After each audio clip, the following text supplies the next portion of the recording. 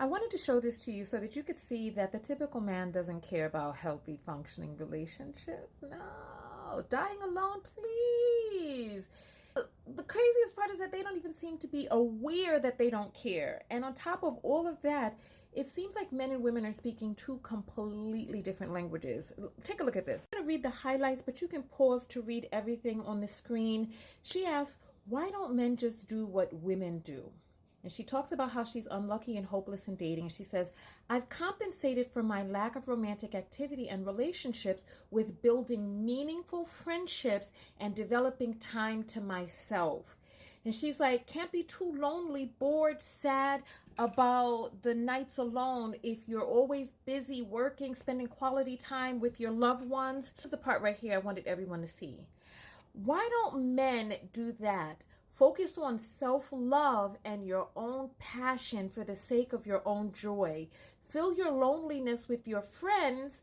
And then she goes on to say, which I argue always been more meaningful, blah, blah, blah, blah. And a lot of men in the pill world act as if sexual relationships are the only meaningful or important ones out there. Now to me, this sounds like a fair thing to ask, right? Sounds plain, simple, putting it out there. Because when we talk about dying alone, women have a community of people around them who come and visit them, call them, check on them, go on trips with them. And when they're not well, the community comes together with soups and food and going to the doctors with them and having nights out or nights in, etc. Right?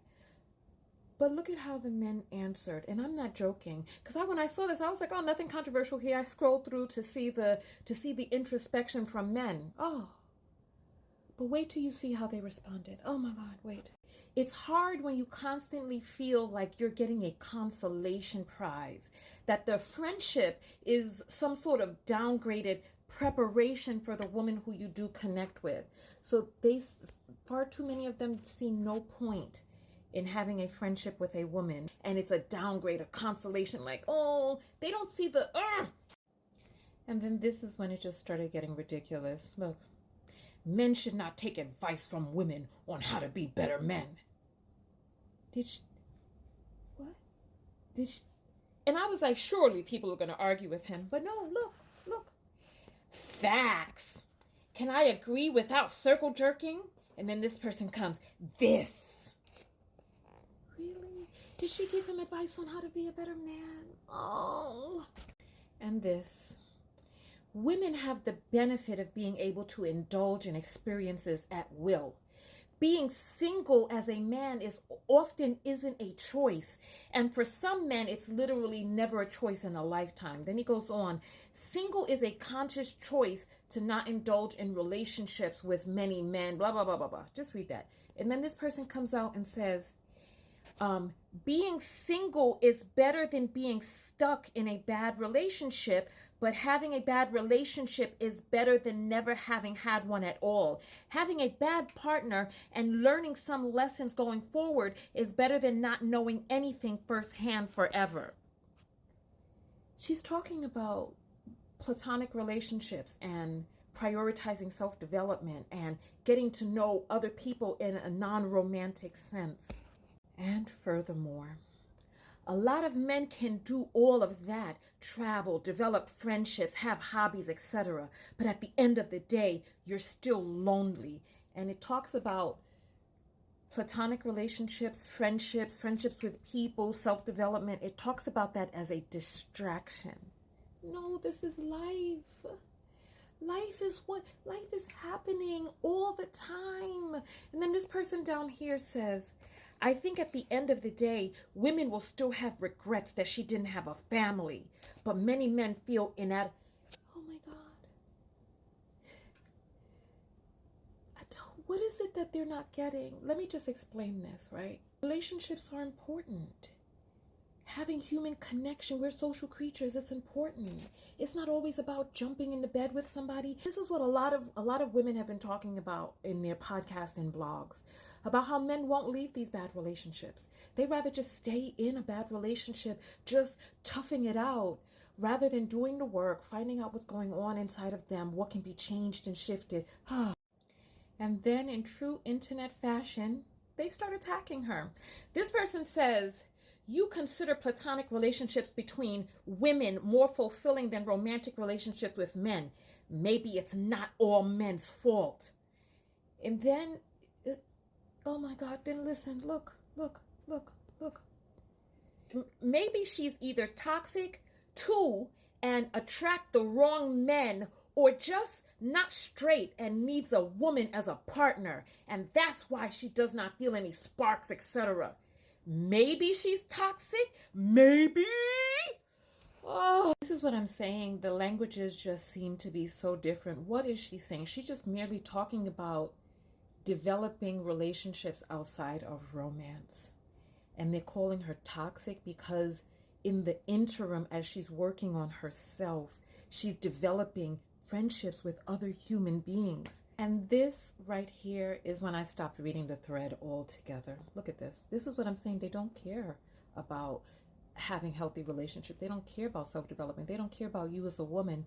Look at how because the thread just descended, and look at where it went into. And I didn't see one or two comments from men being like, yeah, okay. But it was drowned out by the plethora, the abundance. Look at where it went to. I got tired of the amount of effort I had to exert to get a female. So I started using escorts/sugar babies. Best decision of my life. And I said, surely people are going to come out and say, no, that's not the way. But look. I've been seeing escorts for 10 years. Best decision I ever made. Even if it does leave me with an empty wallet with sweat coming down. Modern dating wouldn't really treat your wallet any better. Say it louder for all the people in the back.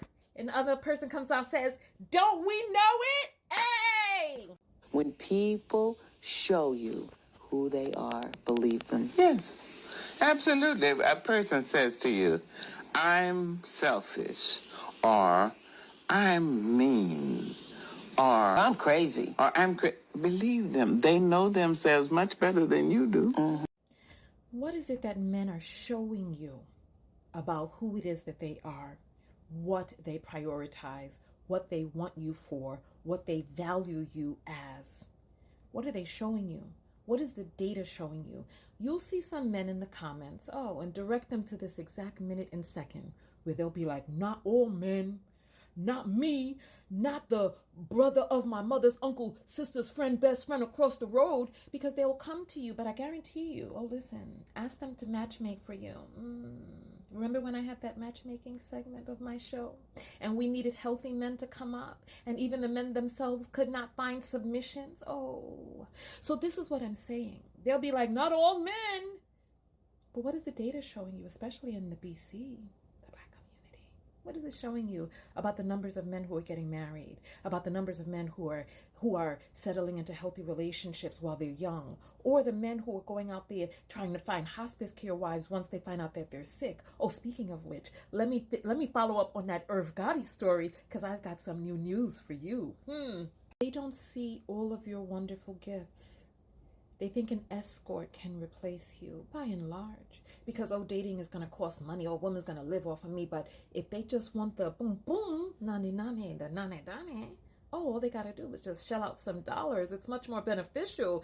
It's like you're developing yourself to bring all of these gifts into a relationship, and you're just seen as the marrier maid. You're seen as the help, as the servant, as the surrogate. But can they differentiate you between another woman who maybe Remember back in the days when men would try to get with you and you'd be like, no, I'm not interested. And they'd be like, well, then can we just be friends? As if a friendship is a downgrade on a romantic relationship. And I had an epiphany about a year ago where in my friendships, we do deep internal psychological, emotional work, like how we show up for one another. If anything, a friendship is a supercharged relationship because the motivations for being in there are just the relationship itself, that connection. They don't really care about your personality, and they will occupy your time until someone better comes along. And if no one better comes along, then he'll resent you for not being as beautiful as his dream girl. Give me your thoughts below.